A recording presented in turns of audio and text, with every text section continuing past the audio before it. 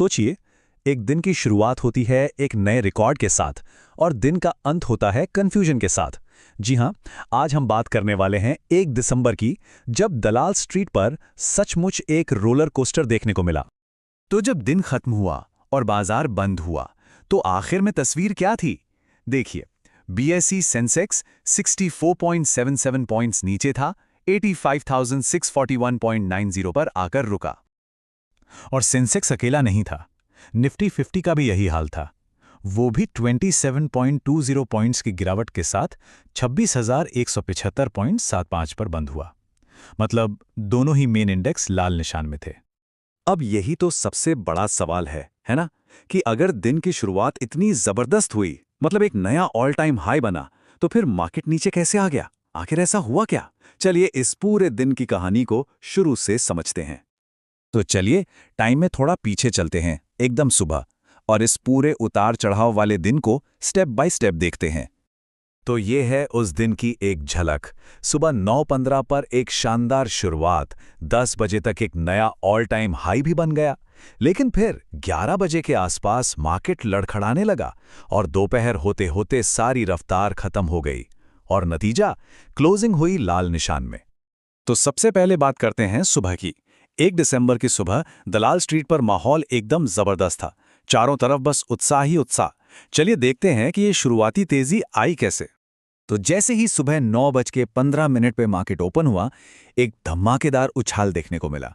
Sensex सीधा 359 points ऊपर खुला और निफ्टी ने भी 122 पॉइंट्स की बढ़त के साथ शुरुआत की। मतलब इन्वेस्टर्स के लिए तो इससे अच्छी सुबह हो ही नहीं सकती थी।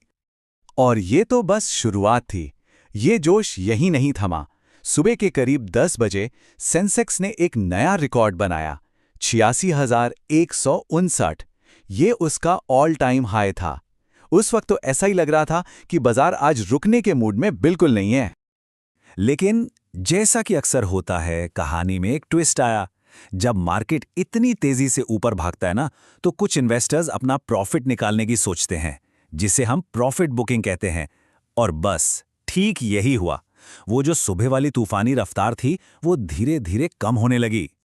और ये जो बंटवारा था वो सुबह 11 बजे तक एकदम साफ दिखने लगा था। देखिए, एक तरफ कोटक बैंक और अडानी पोर्ट्स जैसे स्टॉक्स थे जो इंडेक्स को ऊपर खींचने की कोशिश कर रहे थे, लेकिन दूसरी तरफ टाइटन और सन फार्मा जैसे बड़े नाम थे जो मार्केट पर दबाव बना रहे थे। तो ठीक है, ये तो हुई बात कि क्या हुआ। अब आते हैं सबसे जरूरी सवाल पर कि क्यों हुआ। मतलब इस पूरे उतार चढ़ाव के पीछे की वजह क्या थी? देखिए, मार्केट में जो सुबह सुबह इतनी जबरदस्त तेजी आई, उसकी सबसे बड़ी वजह थी एक बहुत ही शानदार खबर जो सीधे हमारी अपनी इकोनॉमी से जुड़ी थी। और वो खबर थी भारत की जीडीपी ग्रोथ को लेकर। जुलाई से सितंबर वाली तिमाही में इंडियन इकोनॉमी 8.2% की रफ्तार से बढ़ी। ये आंकड़ा उम्मीद से कहीं ज्यादा बेहतर था, बल्कि पिछले 6 क्वार्टर्स में सबसे ज्यादा। इस एक खबर ने इन्वेस्टर्स का कॉन्फिडेंस एकदम बूस्ट कर दिया। लेकिन एक पेंच था। जहां एक तरफ हमारे अपने देश से इतनी अच्छी खबर थी, वहीं दुनिया भर के बाजारों से जो सिग्नल मिल रहे थे वो थोड़े कंफ्यूजिंग थे, और इसी ने मार्केट में कंफ्यूजन पैदा किया। और इस कंफ्यूजन को यहां साफ साफ देखा जा सकता है। एक तरफ देखिए, अमेरिका के मार्केट जैसे डाउ जोन्स और नैस्डैक पिछले हफ्ते तेजी के साथ बंद हुए थे। ये तो एक पॉजिटिव साइन था। लेकिन दूसरी तरफ जापान और साउथ कोरिया जैसे बड़े एशियन मार्केट्स में गिरावट थी। तो अब इन्वेस्टर्स के सामने एक दुविधा थी कि अपनी इकोनॉमी की अच्छी खबर पर फोकस करें या ग्लोबल मार्केट की टेंशन को लेकर अलर्ट रहें। तो ऐसे रोलर कोस्टर वाले दिन के बाद अब सवाल यह है कि आगे क्या होगा? आने वाले हफ्ते में मार्केट का मूड कैसा रहेगा? देखिए, आने वाले दिनों में मार्केट की चाल कुछ बहुत जरूरी चीजों पर डिपेंड करेगी। सबसे पहले तो रिजर्व बैंक ऑफ इंडिया की पॉलिसी पर नजर रहेगी कि इंटरेस्ट रेट्स का क्या होता है। फिर इंडिया यूएस ट्रेड अग्रीमेंट को लेकर कोई खबर आती है या नहीं, ये भी अहम होगा। और हां, गाड़ियों की बिक्री के आंकड़े, विदेशी इन्वेस्टर्स का पैसा आ रहा है या जा रहा है, ये सब मिलकर ही मार्केट की अगली दिशा तय करेंगे। तो कुल मिलाकर सवाल फिर वहीं आकर रुकता है। एक ऐसा दिन जिसने हमें एक नया रिकॉर्ड हाई भी दिखाया और फिर प्रॉफिट बुकिंग का दबाव भी। इसके बाद मार्केट क्या करेगा? क्या ये तेजी आगे भी जारी रहेगी या फिर अब एक सावधानी का दौर देखने को मिलेगा?